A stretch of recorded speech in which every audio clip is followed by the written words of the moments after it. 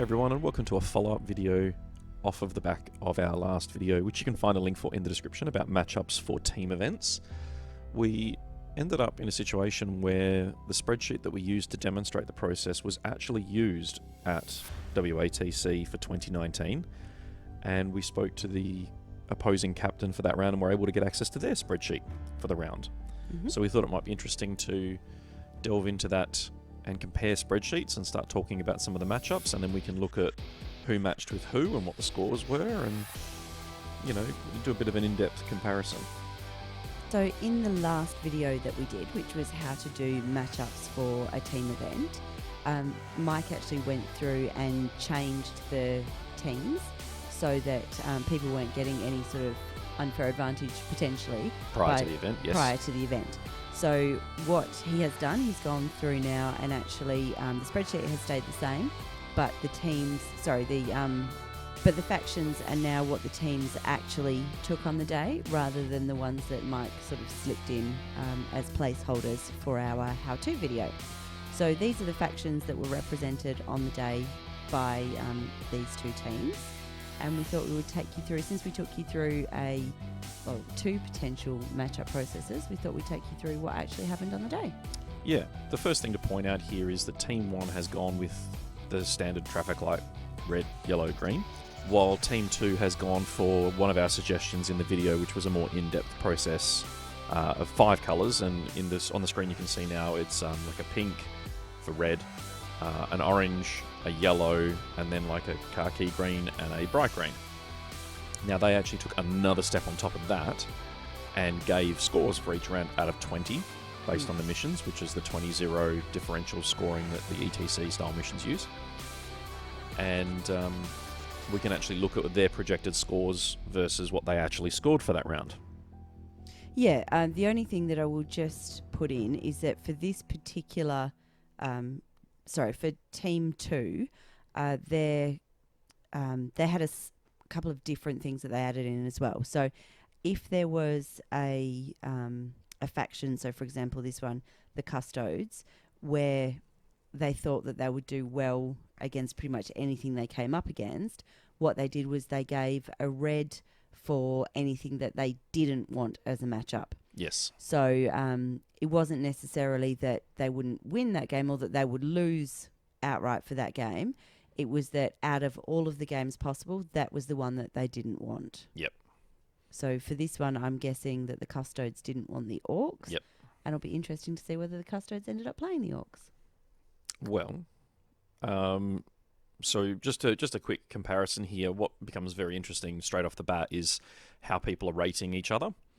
So you can see the very first matchup, Team 1's Tau didn't want to play the Eldari, and in comparison, the Eldari were confident they would win that game against the Tau. The Drakari versus the Eldari thought they'd win that, and the Eldari thought they'd win that. Both of them had each other down as green, so that's an interesting paradigm straight away. What's really interesting for me, though, is the chaos for Team 2. I think it's quite interesting, the next one as well, that they both gave each other red as well. Yes, the Orcs versus the Eldari was a red, and the Orcs versus the Eldari was a red. So the chaos was an interesting one for this because we've got red, red, red, orange, orange, orange, with nothing especially stand out there. Against the chaos, we had something very similar where everyone felt confident in playing it.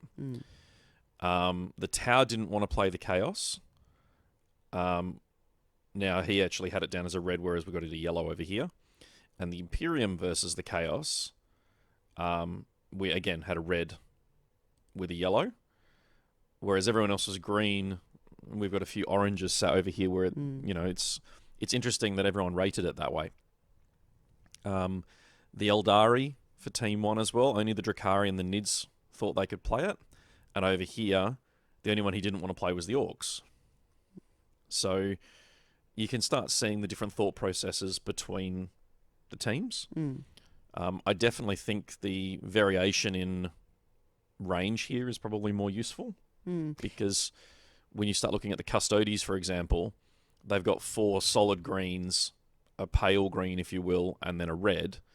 Over here, the Custodes versus the Tau matches, the Custodes versus the Drakari matches, the Orcs versus the Custodes matches, the Nids versus the Custodes matches, the Imperial versus the Custodes, they both have as green against each other, which is an interesting shift. And then we had a yellow and a green. So there seems to be a general consensus of agreement there. I suspect the green here for the Imperial Army is based purely on going first, because that army, the Imperial Army, did field a bunch of the new Repulsor Executioners, which are really good at killing Knights, and in turn means they're really good at killing Custodes tanks. But we should also note the Custodes list was obviously pre the latest rules, so the Custodes list in this case was especially strong. So, when we look through the matchups and the results. So if you haven't checked it already, you can go, again, a link in the description for the matchup process for WATC. We talk about this in the previous video as well.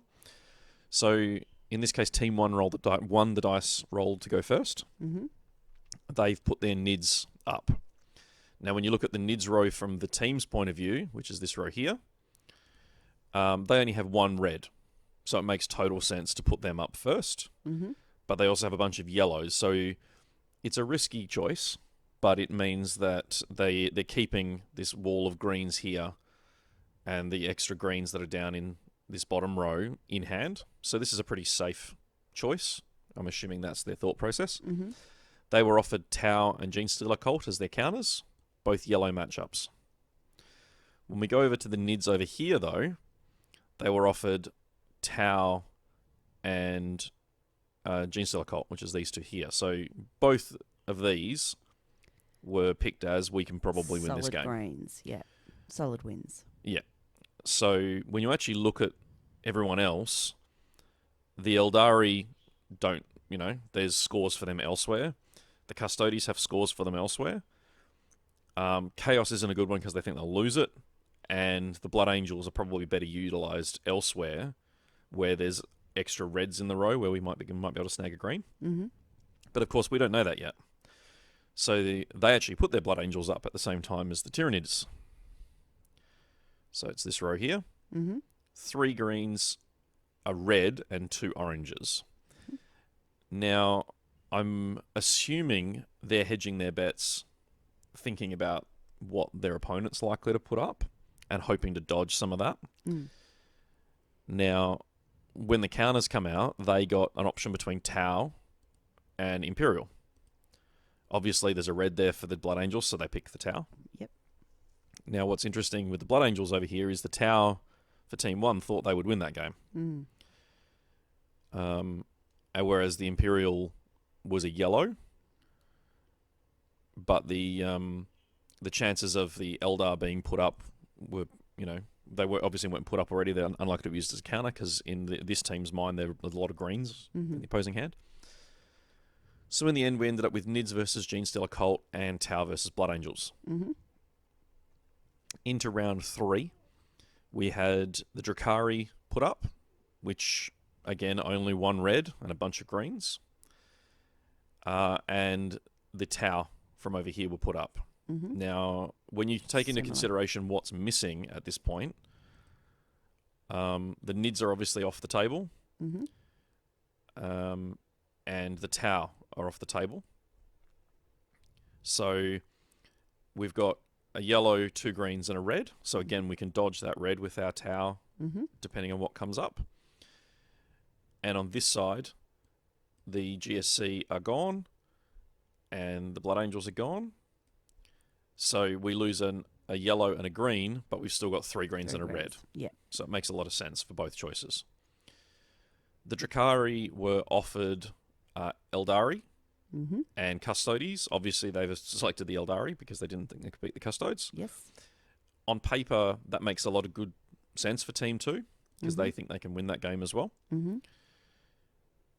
On the other hand, the Tau for Team 2 were offered the Imperial Army or the Orc Army. So over here, the Tau thought they would beat the Orcs and the Imperials. But looking at what is left, they've decided to take the Imperial matchup because it makes most sense in the flop that happens in just a moment. So these round 3 and 4 matchups, like we discussed in the last video, are really important because, as you can see here, it's noted that in hand we have Team 2 has the Chaos list in hand and Team 1 has the Knights in hand at this point. Mm-hmm. Which means that the Orcs have to play the Chaos because the Orcs are the remaining list on the team. So it's this one plays this one.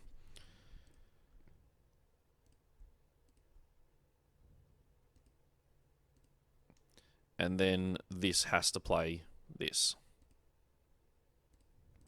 Which is what leads us to our round 5 and round 6 matchups. Mm-hmm. So, understandably, with the Custodies in play here, as you mentioned at the start, they didn't really care as long as they didn't have to play the Orcs. Yeah. And by putting them here, they're obviously having to bet that the Orcs aren't being held in hand and that they want the Orcs to play the Tau, which is a safe bet. Mm. So at that point, you're then left with Custodies versus Knights, which at the time of this particular event, the Custodies were a favourite there because it was a Knights Guard combo. Yeah. And then we're left with Orcs versus Chaos. Now, interestingly, that was the best game, other than the Knights, that they could have, that the Chaos could have hoped for. Yeah. Now, the Knights and the Orcs, when you actually start looking at what's in hand here, the only other one is the Imperium. And obviously, if they can dodge that, and I think that's part of the reason why the Imperium was selected by the Tau. Yes. Because it leaves the remaining 2 as the best options for Chaos. Mm-hmm. So, what we'll do now is we'll black it all out and show you the colours, exactly what the matchups ended up. Beautiful. Right, so as you can see now, we've got the matchups blacked out to see exactly what the teams managed. Mm-hmm. So you will notice that the colours have changed before we get into it. So just to do with the conditional formatting that Mike had set up, I'm assuming that's the same way that the team captain would have had that set up. Yeah, to basically put the numbers in and then it generates a colour to Yeah. make a visual identifier really quick and easy for matchups. Yes, but to make this really quick and easy, obviously the 18 is the darkest red. It's the best, Darkest green. darkest green, sorry. And then you've got a lighter green, and then obviously the 10 is an ambery type colour. Yep, is the orange.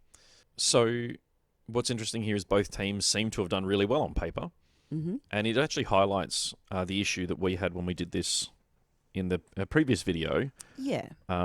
I managed to outplay myself in both the scenarios and end up with a really average round for myself for both teams. Yeah, so if you watch the previous video, you'll see that when Mike did the matchup, he was obviously thinking both sides of the coin, and as a result ended up with really poor matchups both times. Yeah, he really, did it. because I played against myself, which, Yeah. You obviously know, you've got predetermined knowledge. Mm. Whereas these captains and teams obviously thought very differently in terms of how the games were going to play out, which is why we've ended up with 4 to 5 greens on both sides, essentially. Mm. Yeah. So the Eldari versus the Drakari both had greens. Mm-hmm. The Chaos and the Orcs, we had a green versus an orange. Mm-hmm. The GSC and the Nids, we've got a yellow over here and a solid green over here. The Tau and the Imperium, again, we've got greens Both on both greens. sides. The Blood Angels and the Tau, we've got green on both sides. And the Custodies and the Knights is a yellow and a minor win green over here. Yeah. So that's really interesting to me because both sides appear to have done really well. So at that point, you have to start going, well, someone's right and someone's wrong. And it gets even more interesting when we start looking at the scores for these games. Look, it does, but I wouldn't necessarily say someone's right and someone's wrong. We have to also remember that it is a game that is also built on luck and chance as well. You have to they take definitely play a part, absolutely. Yeah. And also the other thing to think about as well is that something that we haven't taken into account for this is we haven't taken into account the tables that the teams chose. And, we aimed to have 2 high density terrain, 2 medium density terrain and 2 low density terrains. Yep. And so that plays a part in it as well. Absolutely. So, when you're doing this matchup process and you're going through and trying to give yourself either out of 3 colours or 5 colours or a score out of 20, there are so many variables that go into that. The other part of this is you don't know. This was obviously mission 5. Yes, So it's true. if these players had rated these as a general score rather than taking into account the specific mission, which I believe. Well, I mean, They actually, will I be know done. that that's what happened. yeah, they have to be. There's no manageable way of Yeah. doing it for every mission, for every like light, heavy, medium terrain. It's just too many permutations, even Having said with that, only 16 teams. I think now I know that this was potentially a game that could push someone towards the top end of the Yep. board or lower in the board. If it had been me, I would have been spending the lunchtime going through and looking and going, well, based on this mission and based on, Well, what's interesting what we is, know now, is this still where we would be putting these scores? and I believe both teams have probably done that at some point. Yeah, it's just that we've got the We've got the final information from that they went into the game with, Yes. rather than the final Exactly. version of this. So let's look at the actual scoring. Mm-hmm. The NIDS versus the GSC. The GSC had flagged that as a win and a yellow over here, and the GSC did win it, 16 points to 4. So not quite their 18, but a solid win. Mm-hmm. The Blood Angels versus the Tau. The Blood Angels had that as a green at 14, and over here we also had it as a green. The Blood Angels 20-0'd the Tau. Mm-hmm. The Drakari Eldari, again, we had a double green, and in this case, the Drakari was correct, and 19-1 to the Eldari. And then we get down to the bottom half of this matchup, and it gets a bit rough for Team 1. Did get rough for Team 1. The Tau versus the Imperium was flagged as a 16 green. Over here, it was also a green, and the Tau 20-0'd the Imperials. Mm-hmm. This is probably the most interesting one. The Orcs had a green against the Chaos, and obviously an orange with a score of 10 over here, and the Chaos 20-0'd the Orcs. And then the Knights versus the Custodies was a 14 here and a yellow here. Mm-hmm. So sort of that, Somewhere 8 to 12 range. Yep. And again, we got a 20-0 for a total of 97 points to 23. Mm. So now there's a few different reasons, like we've already said, terrain, Mission. play a part. Chance. I would also go so far as to say there's potentially a level of unknown for some of these combos and things, and how there might have been some of the intricacies of these armies missed in the matchup process.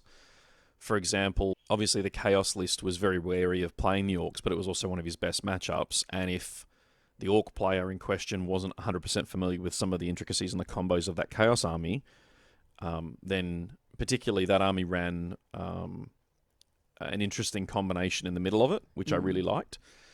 And if you weren't aware of what that did, it could easily have skewed your result, because you looked at it and went, oh, it's only Chaos. It's, you could have easily underestimated if you hadn't spotted the combo and the trick. Yeah. And by the same token, the Eldari Drakari might have simply been a case of he who shot first wins. Yeah. And that's a difficult one to score in this sort of scenario, because at that point you almost don't want to make it green. You want to sit it at yellow. Because it could go either way. Saying it's a coin toss. Now, it's very easy to mark some of these. I know some teams, as you go into the international circuit, do it with differentials, where they'll score it at, say, 14 here, plus or minus 4 points if I go first or second, or plus or minus 5 points if I go first or second. So it can get really deep and intricate for some of the international teams. So it's not unfair to have them both as green, because it could have gone either way. Mm. Okay, so we just had a look, and actually it turned out that it wasn't a case of he who shot first. No, the Eldari actually went first in that game. So at that point, you have to ascribe a little bit to luck, or maybe terrain, or really good deployment by the Drakari. Mm-hmm. There's also the prepared position stratagem that may have been played at the start of that game to help mitigate the first turn advantage. There's a whole bunch of factors that could skew that game. So when you actually start looking at these greens and yellows, like I say, it looks on paper like both teams got pretty much the matchups they could have hoped for. Yeah. They dodged all of the really bad ones, and everyone seems to have got a game they thought they could win in some way, shape, or form. Yeah, or at least thought was going to be close. Was in with a chance, yeah. Yeah. I feel like the Custodes Knights might have been a bit optimistic for that player. That Custodes list at the time of the event was super powerful. Yeah. And it didn't really have a good counter other than itself, or a really specific build, which just doesn't suit, because you'll obviously never get that matchup in a team event. So I think that might have been optimistic from the Knights player. The NIDS GSC is a pretty fair call for him. I think that the player in question would have maybe had a deeper understanding of the way his army might have interacted with the NIDS list and how it could, it might have screened better, or it might have been able to manipulate the deployment zones and things better, because the Genestealer Cult list has a lot of really funky, tricky little things that it can do in the early parts in the pregame. So I think that's probably a fair guess for him, but obviously we've got a very confident player over here who felt like they knew exactly how they could win that game, and they followed through on that and did just that. Well, no, he was out by 2. It was pretty close. He was out by 2. The Blood Angels versus the Tower is an interesting one. The Blood Angels, as a Space Marine army versus Tau, isn't normally a great place, so it'd be interesting to find out exactly what happened in that game as to why the game skewed like it did. But again, both players went into that pretty confident. And the flip side of that, of course, with the Tau and the Imperial, both went in confident, and unfortunately for Team 1, the Imperial list didn't get over, and the Tau were able to capitalise on that. So that's how that particular matchup finished for the 2019 WATC. A solid win to Team 2. What's most interesting, though, is that if this game here, which was obviously flagged by both players as green, this game here, and even this game here, those 3 games essentially were the tipping points. And look, to be fair, the Drakari Eldari as well. Those core 4 in the middle there are probably the ones that were the most important for both teams.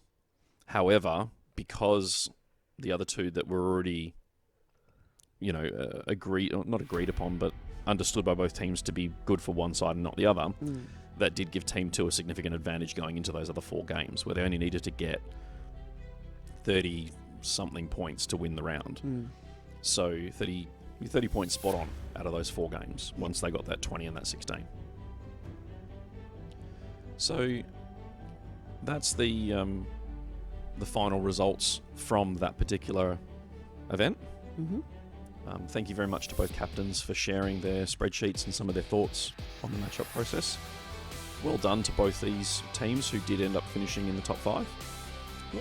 And also well done for the captains on, I guess, a really successful matchup process to end up with really solid matchups with games that every player thought they had a shot with. Yeah. So we hope you found that interesting.